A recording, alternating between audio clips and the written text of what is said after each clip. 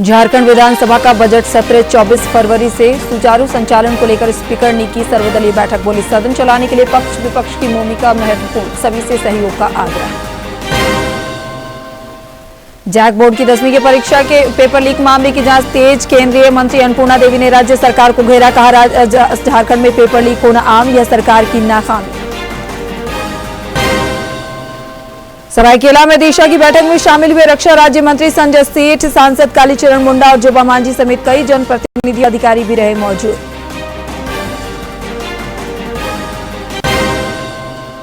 और रांची में मना जगुआर का 17वां स्थापना दिवस। डीजीपी अनुराग गुप्ता बोले, झारखंड जल्द ही बनेगा नक्सल मुक्त, चाईबासा से भी नक्सलियों को खदेड़ कर लेंगे दम।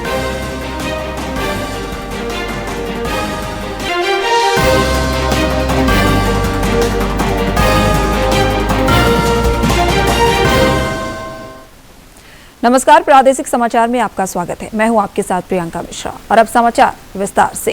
प्रधानमंत्री नरेंद्र मोदी ने नई दिल्ली में 98वें अखिल भारतीय मराठी साहित्य सम्मेलन का उद्घाटन किया। इस दौरान उन्होंने कहा कि यह सम्मेलन एक भाषा या राज्य तक सीमित नहीं है, बल्कि इसमें आजादी की लड़ाई की महक है। प्रधानमंत्री नरेंद्र मोदी ने कहा कि इसमें राष्ट्र और मराठी की झलक है। इस अवसर पर अन्य लोगों के अलावा महाराष्ट्र के मुख्यमंत्री देवेंद्र फडणवीस और एनसीपी प्रमुख शरद पवार भी मौजूद रहे। अखिल भारतीय मराठी साहित्य सम्मेलन एक भाषा या राज्य तक सीमित आयोजन नहीं है। मराठी साहित्य के इस सम्मेलन में आजादी की लड़ाई की महक है। इसमें महाराष्ट्र और राष्ट्र की सांस्कृतिक विरासत है।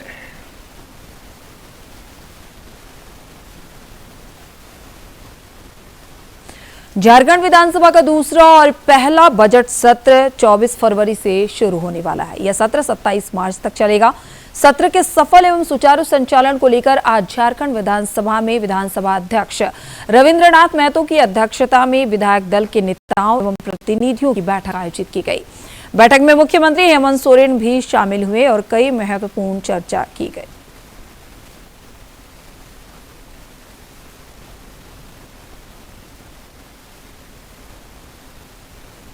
सर्वदलीय बैठक की अध्यक्षता करते हुए स्पीकर रविंद्रनाथ महतो ने कहा कि सदन को सुचारू रूप से चलाने के लिए पक्ष और विपक्ष दोनों की भूमिका महत्वपूर्ण है।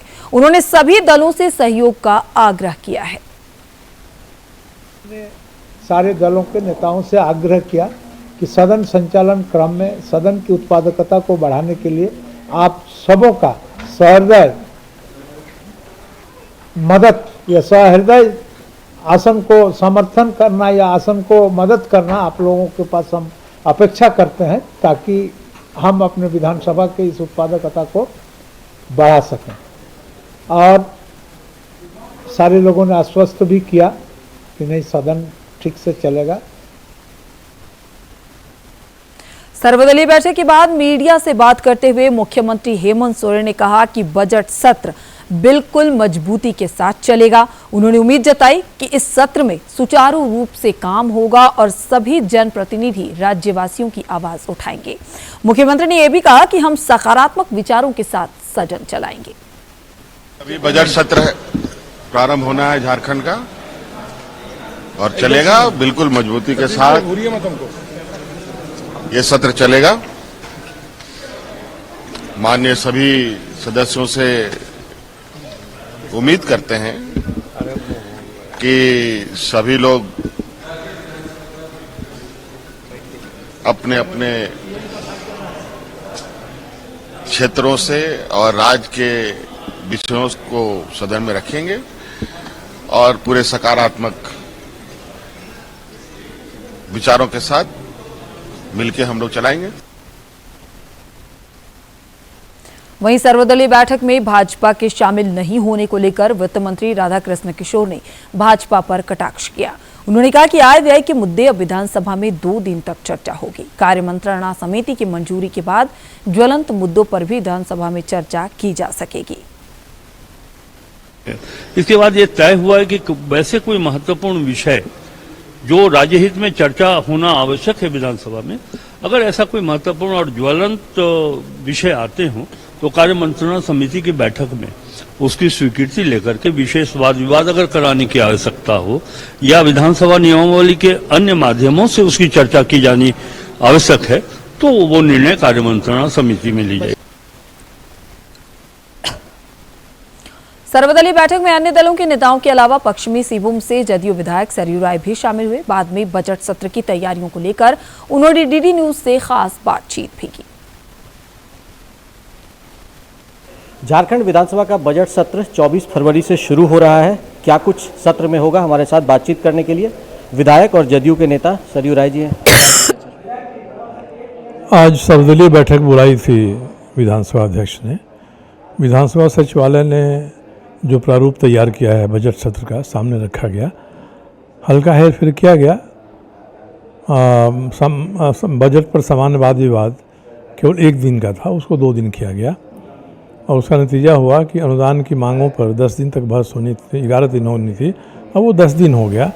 इसका एडजस्टमेंट करके कार्य मंत्रणा समिति के सामने अंतिम प्रारूप सभा सचिवालय के द्वारा रखा जाएगा। ये उम्मीद की गई कि सत्र बढ़िया से चले, उपयोगी हो, फलाफल इसका निकले। अब देखिए सत्र शुरू होता है तो क्या होता है। नहीं, एक चीज़ सर साफ तौर पर यह है कि जिस तरीके से चुनावी वादे झारखंड मुक्ति मोर्चा और कांग्रेस ने किया था और उस चुनावी वादों का पिछले 2-3 महीनों में क्या कुछ नजर आ रहा है, तो क्या आप लोग हमलावर रहेंगे? देखिए, व्यक्तिगत रूप से मैं तो इस मत का हूँ, कोई सरकार बनती है तो 6 महीने का समय देना चाहिए, वह काम करे, वादे पूरे करे और उसके बाद उसके खिलाफ में हमलावर होना हो तो हुआ जाए। मगर अभी कुछ ऐसे काम इनके द्वारा हो रहे हैं जो जनहित में नहीं हैं या जिससे राज्य के विकास पर असर पड़ रहा है, वो सवाल तो उठेंगे, उठाए जाएंगे। अब मैया सम्मान योजना है, योजना को जिस तरह से लागू किया गया शुरू में, उसमें और आज की स्थिति में काफ़ी परिवर्तन है। उसके लिए पैसे जुटाने के लिए मशक्क़त करनी पड़ रही है। तो बजट में इसके लिए क्या प्रावधान इन्होंने किया है या पहले ही की तरह मशक्क़त करके पैसे जुटाएंगे? विधवा पेंशन, वृद्ध और वृद्धा पेंशन, इसकी राशि कई महीनों से लोगों के खाते में नहीं जा रही है। तो 18 से 50 तक के लिए तो आपने एक इंतजाम कर लिया, और जो 50 साल के ऊपर हो गए हैं जिनको ज़्यादा ज़रूरत है उनके पैसों में कटौती हो रही है। तो ये सारे मुद्दे हैं जो सामने आएंगे। और तो बजट में क्या सरकार सामने रखती है, ये बजट पेश होने पर ही सामने आएगा। आमतौर पर जो सरकार के विभाग हैं उन्होंने पूरे 1 साल तक कैसे काम किया है, किसने कितना खर्च किया है और कितनी उपयोगी योजनाएं लागू नहीं हो सकी हैं, उस पर तो बजट सत्र में विचार होगा ही होगा। और मुझे लगता है कि इसमें सरकार के साथ थोड़ी तल्खी भी हो सकती है।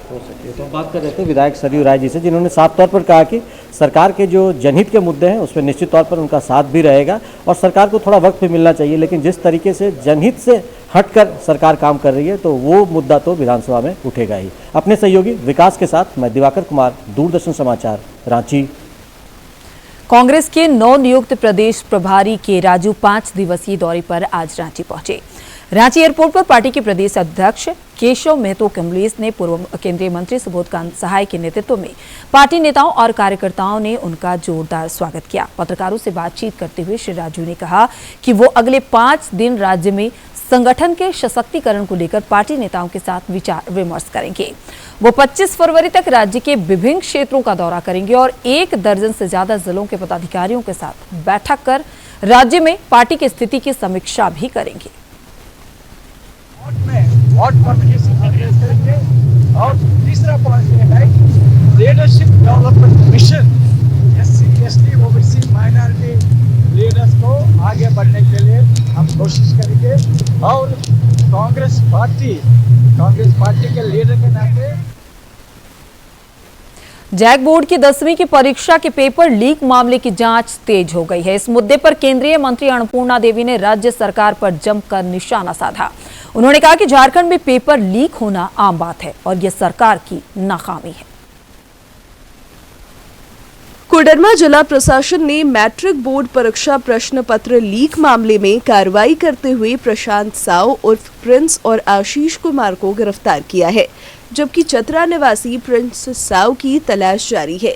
पेपर लीक मामले में पकड़े गए आरोपियों के परिजनों ने अपने बच्चों की संलिप्तता से सीधे तौर पर इनकार किया है। इसमें सारी संलिप्तता सरकारी पदाधिकारियों की है। प्रशांत इसमें कहीं से कोई दोषी नहीं है। बीजेपी अब ये सोशल मीडिया के जमाना में अगर कोई इसके मोबाइल में भेज दिया, ये भी किसी के मोबाइल में भेज दिया, तो इसमें हम लोग अभिभावक हैं, हम लोग तो मोबाइल के पीछे नहीं रह पाते हैं। हम लोग को कुछ नहीं जानते हैं, इस सब मकसद में हम लोग जानते नहीं करते। कल जब आए वो लोग ले गए मेरा बेटा को, तब हम लोग जानते हैं। पेपर लीक मामले को लेकर केंद्रीय महिला एवं बाल विकास मंत्री अन्नपूर्णा देवी ने कहा कि झारखंड में किसी भी परीक्षा का पेपर लीक होना आम बात हो गई है।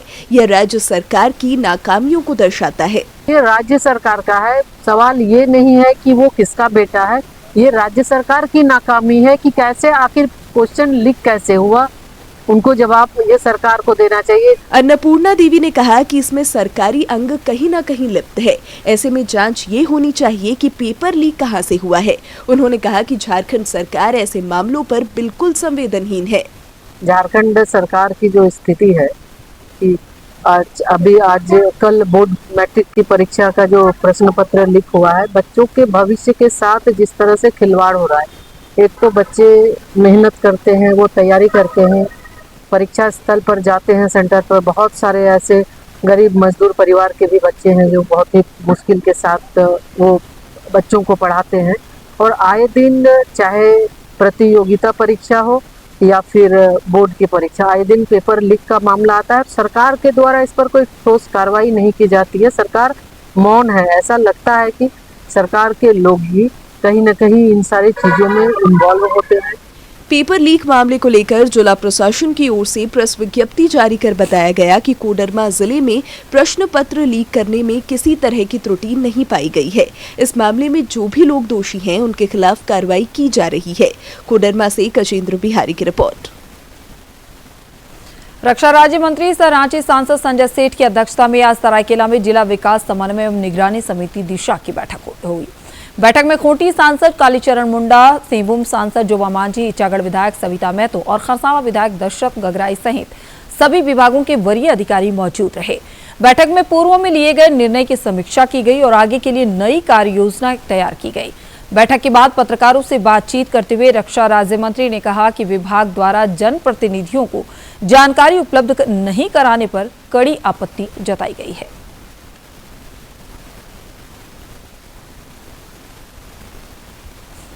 वो जो ग्राउंड पे जाते हैं, क्षेत्र में जाते हैं, तो स्थिति का जब आकलन करते हैं तो विभाग से सामने रखते हैं। अब विभाग पूरी तरह उस पे जवाब देता है, क्योंकि जनप्रतिनिधि रोजाना अपने क्षेत्र में घूमता है और वहाँ की समस्या से वो तुरंत उसको पता चलती ये समस्या है। तो विकास सही समय पे सही जगह पहुंचे और दिशा की बैठक में जब निर्णय होते हैं उस निर्णय का अनुपालन भी सुनिश्चित किया जाता है। इससे पहले रक्षा राज्य मंत्री संजय सेठ ने सीएसआर के तहत चांडिल अनुमंडलीय अस्पताल को दी गई नए अल्ट्रासाउंड मशीन का शुभारंभ भी किया। इस दौरान उन्होंने कहा कि अल्ट्रासाउंड मशीन आने से सुदूरवर्ती क्षेत्र के ग्रामीणों को उपचार में बड़ी राहत मिलेगी।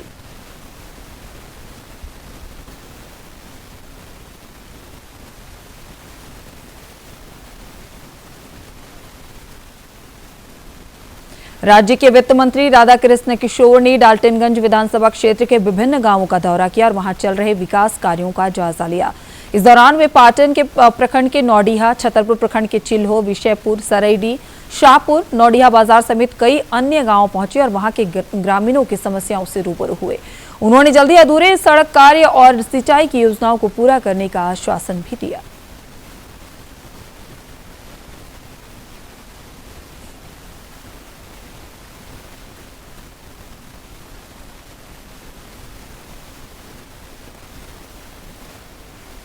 लोहरदगा के सांसद और देवघर एम्स प्रबंधन समिति के स्थायी सदस्य सुखदेव भगत ने आज देवघर परिसदन में पत्रकारों से बातचीत की। इस दौरान उन्होंने कहा कि एम्स प्रबंधन समिति की बैठक में स्थानीय लोगों के स्वास्थ्य का मुद्दा उठाएंगे, साथ ही आसपास के जिलों के लोगों को कैसे बेहतर स्वास्थ्य सुविधा मिले इसकी भी चर्चा की जाएगी। उन्होंने आज बाबा बैद्यनाथ मंदिर में पूजा अर्चना भी की।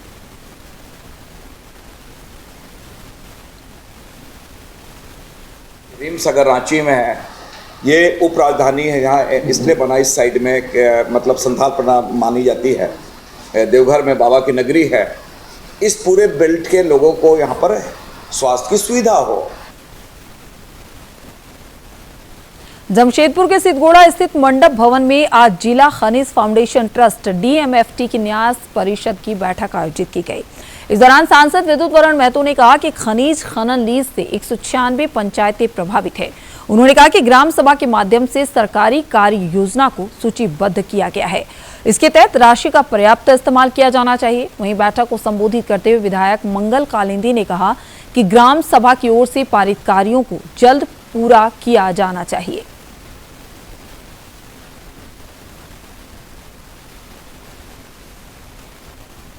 पशुपालन इसी तरह जो आंशिक रूप से लगभग इफेक्टेड है, उसमें लगभग हम लोग 30% के आसपास जो है उसमें काम हो रहा है, जिसमें आपका हम लोग देखें तो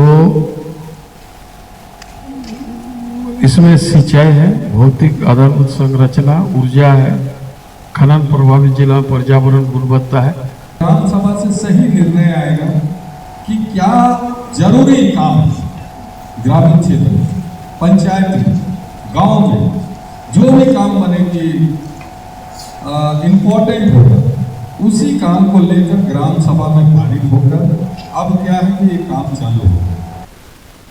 नक्सल विरोधी अभियान में प्रमुख भूमिका निभाने वाली झारखंड जगुआर का आज 17वां स्थापना दिवस मनाया गया। इस अवसर पर रांची स्थित टेंडर ग्राम में आयोजित कार्यक्रम का राज्य के पुलिस महानिदेशक अनुराग गुप्ता ने उद्घाटन किया और परेड की सलामी ली।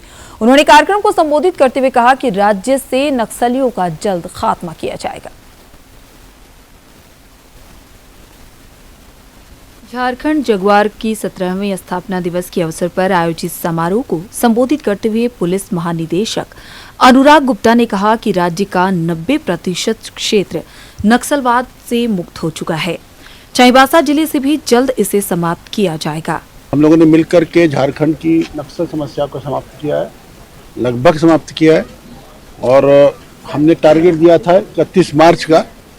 आज है ये 21 फरवरी सर, तो अभी भी हमारे पास में 40 दिन है। मुझे उम्मीद है कि 40 दिनों में हम लोग बचे कुछ लोगों का खात्मा कर देंगे।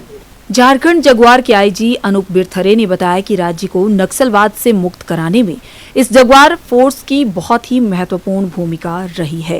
ये 17 सालों में झारखंड जगुआर ने बहुत ही महत्वपूर्ण योगदान दिया है झारखंड में नक्सल समस्या को खत्म करने के लिए।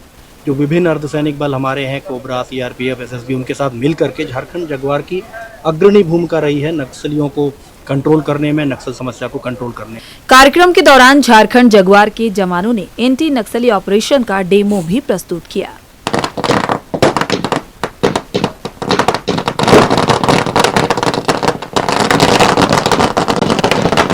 झारखंड जगुआर अपने प्रशिक्षण एवं मेहनत के बलबूते देश के एक अग्रणी एंटी नक्सल फोर्स के रूप में उभरकर सामने आया है।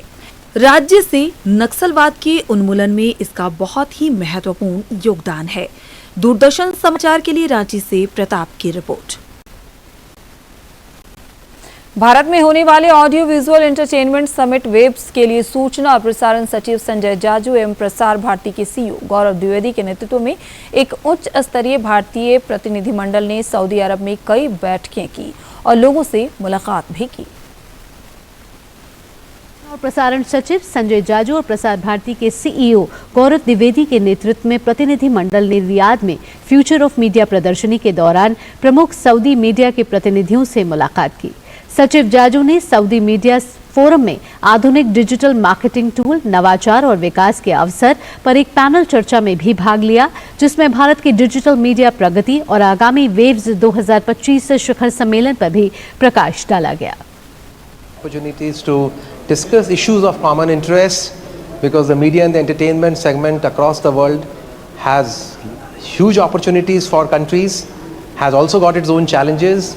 So I think it has provided us the opportunity to discuss all these issues of common interest, and we are very happy to be here and been able to share our thoughts with all the leaders, both from the industry as well as from the government.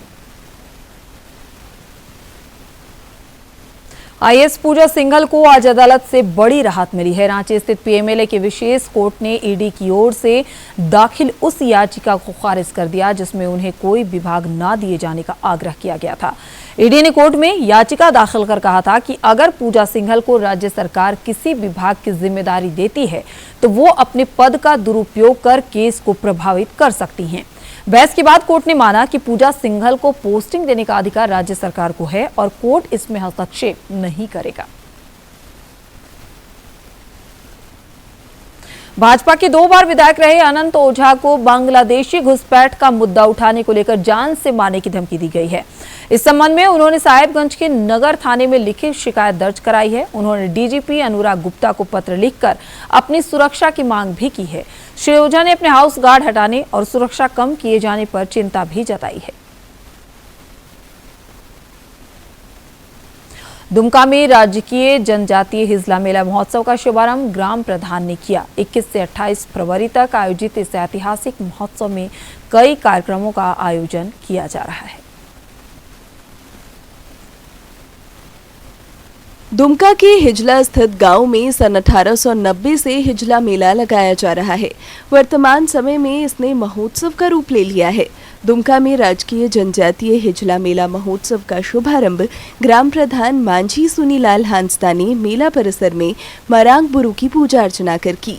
Sunilal Hansda ने सभी से विरासत के संरक्षण की appeal की। हर साल के भांति इस साल भी हिजला मेला सुचारू रूप से हो, जनजाति हिजला मेला सुचारू रूप से हो, इस मनोकामना के साथ हम लोगों ने इस मेला मरांबरू थान में पूजा अर्चना किया। वहीं पुजारी राजेंद्र बास्की ने कहा कि सभी के सुख शांति और समृद्धि को लेकर पूजा अर्चना की गई है। साथ ही मेला का आयोजन विधिवत तरीके से शांतिपूर्ण माहौल में हो, इसके लिए मरांग बुरु की विधिवत पूजा अर्चना की गई। हिजला मेला ᱧᱩᱛᱩᱢ ते हुयुग कान उना बंगा बुरु हुइना तीन दो बोले हिजला मेला मौज ते तबुन सुख शांति ते मौज गी नपाय गी। बहरहाल संथाल परगना की जनजातीय और लोक संस्कृति की अभिव्यक्ति का यह महोत्सव इस वर्ष अपनी 135वीं सालगिरह मना रहा है, जहां राज्य सरकार की ओर से कई कार्यक्रमों का भी आयोजन किया जा रहा है। दुमका से आरके नीरद की रिपोर्ट। राजधानी रांची समेत राज्य के कुछ स्थानों पर हल्की से मध्यम दर्जे की बारिश दर्ज की गई है। इस दौरान कुछ स्थानों पर भारी बारिश भी हुई है। खूंटी के तोरपा में सर्वाधिक 82.4 मिलीमीटर बारिश दर्ज की गई है। मौसम विज्ञान केंद्र रांची के अनुसार पिछले 24 घंटे में डाल्टनगंज में सर्वाधिक अधिकतम तापमान 32.4 और सर्वाधिक न्यूनतम तापमान रांची के नामकुम में दर्ज किया गया है। केंद्र ने कल और परसों को क्षेत्रों में बारिश का पूर्वानुमान भी जताया है, जबकि 24 और 25 फरवरी को आंशिक बादल छाए रहने का अनुमान भी है। आकाशवाणी पर प्रधानमंत्री नरेंद्र मोदी के लोकप्रिय कार्यक्रम मन की बात 23 फरवरी को दिन 11 बजे से प्रसारण होगा। इस दौरान प्रधानमंत्री देश विदेश के लोगों के साथ अपने विचार साझा करेंगे। इस कार्यक्रम में आम लोग भी अपने सुझाव माईगॉव पर दे सकते हैं। मन की बात है जन जन की, संघर्षों के कुछ किस्से, कहानी कुछ सफलताओं की, अनकही विरासत की, उम्मीदें नए भारत की। महीने के आखिरी रविवार का रहता है इंतजार। ब्रह्मपुत्र के घाट से हिमालय के विस्तार तक होती है मन की बात प्रधानमंत्री के साथ। तो सुनिए इस महीने 23 फरवरी सुबह 11 बजे मन की बात आकाशवाणी और दूरदर्शन के सभी चैनलों पर। मन की बात के प्रादेशिक भाषाओं में अनुवाद का पुनः प्रसारण आप सुन सकते हैं रात 8 बजे आकाशवाणी और दूरदर्शन के सभी प्रादेशिक चैनलों पर। तो याद रखें, रविवार 23 फरवरी सुबह 11 बजे मन की बात। अंत में मुख्य समाचार एक बार फिर।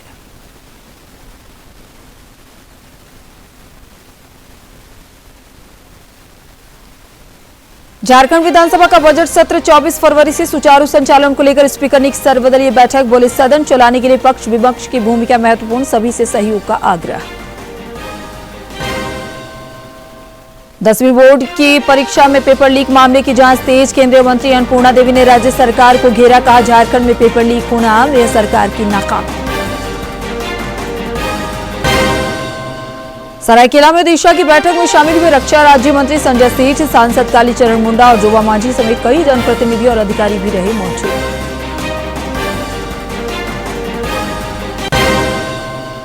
और रांची में मना जगुआर का 17वां स्थापना दिवस। डीजीपी अनुराग गुप्ता बोले, झारखंड जल्दी बनेगा नक्सल मुक्त। चाईबासा से भी नक्सलियों को खदेड़ कर लेंगे दम।